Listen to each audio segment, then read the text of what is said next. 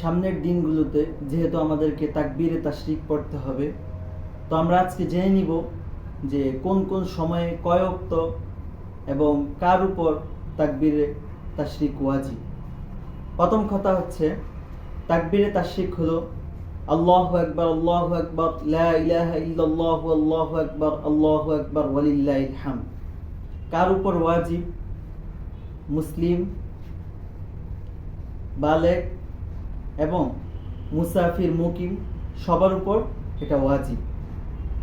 দ্বিতীয় কথা হলো কয় ওয়াক্ত পড়তে হবে, সেটা হচ্ছে 23 ওয়াক্ত 5 দিন পড়তে হবে।